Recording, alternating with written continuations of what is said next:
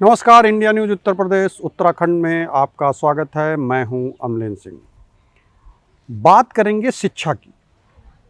शिक्षा इस समय अगर आप देखें तो स्कूलों को एडमिशन से लेकर के जो ये महीने चल रहे हैं, ये बड़े प्राइम लोकेशन एक तरीके से कहें तो बच्चों के लिए होते हैं कि कहाँ पे हम पढ़ाएं अपने बच्चे को, कौन से अच्छे स्कूल में दाखिला कराएं, किसकी शिक्षा बहुत अच्छी होती है।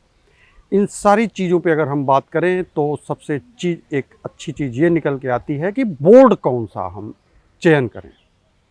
तो बोर्ड के चयन के साथ साथ विद्यालय का जो एक तरीके से देखा जाए तो रिज़ल्ट कैसा होता है, रिज़ल्ट के साथ साथ बात वहाँ के बच्चे कितने आगे बढ़े हैं, तो गार्जियन जो होते हैं वो बहुत सारी चीज़ों को देख सुन करके ही बच्चे का एडमिशन कराते हैं।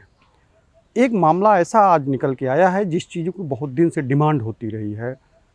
एनसीईआरटी की बुक को पढ़ाने को लेकर के सरकार हमेशा जोर देती है, चाहे कोई भी बोर्ड हो।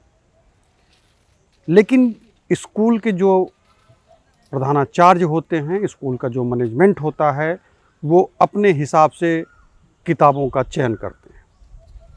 इस चीज़ पे कभी सख्ती नहीं होती है, अगर होती भी है तो एक कागजी कार्रवाई के तहत होती है। एक टारगेट मान करके किया जाता है कुछ स्कूलों पर।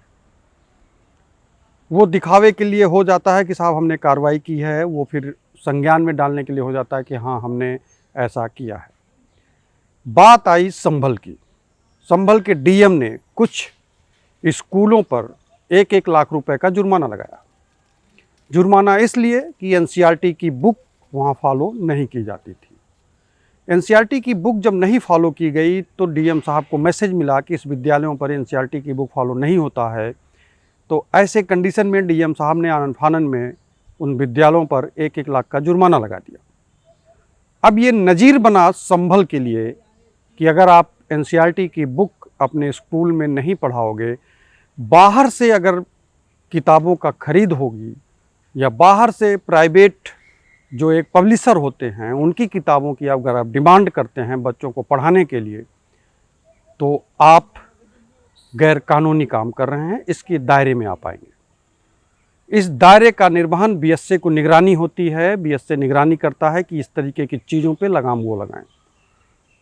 लेकिन बीएसए अगर लापरवाह हैं तो डीएम साहब ने खुद संज्ञान लिया और 1-1 लाख रुपए का जब जुर्माना लगाया, बीएसए को कारण बताओ नोटिस जारी किया, या शिक्षा अधिकारी जो हैं उनको भी उन्होंने कारण बताओ नोटिस जारी किया कि आप बताइए कि मेरी संज्ञान में अगर ये मामला आया तो आपके संज्ञान में क्यों नहीं आया, या फिर आपके संज्ञान में था, आपके अंतर्गत विद्यालय अगर ऐसे काम कर रहे थे तो आपने एक्शन क्यों नहीं लिया। गार्जियन लगातार इस चीज़ों को उठाते रहते हैं कि शिक्षा में जो किताबें हैं बाहर से पब्लिशर से खरीदी जाती है, वो मनमाफिक रेट के बुक देते हैं, मनमाफिक ड्रेस के रेट लगाए जाते हैं। मतलब अगर कहा जाए तो गार्जियन हमेशा परेशानी का अपना जो एक झंडा बुलंद करता है, तब उसके बच्चे को निकालने के लिए मैनेजमेंट उस पर प्रेशर डालता है कि आपके बच्चे का नाम काट दिया गया क्योंकि गार्जियन आप हैं, आप स्कूल के विरोध में काम कर रहे हैं, स्कूल के विरोधी गतिविधियों में आप लिप्त हैं, जिससे स्कूल के बच्चों पे जो छवि जाएगी, हमारे स्कूल की जो एक छवि मार्केट में बन रही है वो आप बिगाड़ने की कोशिश कर रहे हैं, तो हम आपके बच्चे को आगे कंटिन्यू कराने में असमर्थ हैं। इस तरीके का जब मैसेज गार्जियन के पास जाता है तो गार्जियन डर जाता है। गार्जियन डरा सहमा कुछ नहीं करता, वो भी लाचार होकर बैठ जाता है। बात वही हुई, डीएम साहब को इन सारी चीज़ों का संज्ञान लेने के बाद अगर देखा जाए तो जब डीएम साहब ने इस तरीके का निर्णय लिया तो एक विद्यालय एसोसिएशन में, एक कॉलेज का जो एसोसिएशन है, स्कूलों का जो एक एसोसिएशन है, उस पर खलबली मची और मीटिंग करना शुरू कर दिए लोग। मीटिंग का दौर जारी है, देखिए उस पर निष्कर्ष क्या निकलता है। लेकिन डीएम साहब ने जो एक मैसेज दिया है कि अगर आपके बच्चे को बोर्ड वाइज पढ़ाना है तो बोर्ड वाइज बुकों का एक निर्धारण पैमाना तय किया गया है, आप उस आधार पे पढ़ाइए। उस आधार पे अगर आप पढ़ाते हैं, उस मानक पे आप पढ़ाते हैं तो आप नियमावली का पालन कर रहे हैं, अदरवाइज नियमावली का पालन आप नहीं कर रहे हैं। नियमावली का पालन नहीं करेंगे तो सरकार आप पे एक्शन ले सकती है।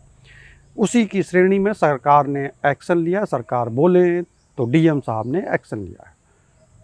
डीएम साहब ने कुछ विद्यालयों पर जब 1-1 लाख रुपए का जुर्माना लगाया एनसीईआरटी की बुक न फॉलो करने को लेकर के, फिर उसके बाद जो शिक्षा जगत में, एक शिक्षा क्षेत्र में जो एक हलचल पैदा हुई है, उसका निष्कर्ष जैसा भी होगा, इन लोगों की आगे की कार्रवाई जैसे भी होगी, या डीएम साहब आगे कुछ और विद्यालयों पे कार्रवाई करते हैं कि नहीं करते हैं, या फिर शिक्षा अधिकारी इस पे कितने एक्शन लेते हैं, ये देखने की बात है।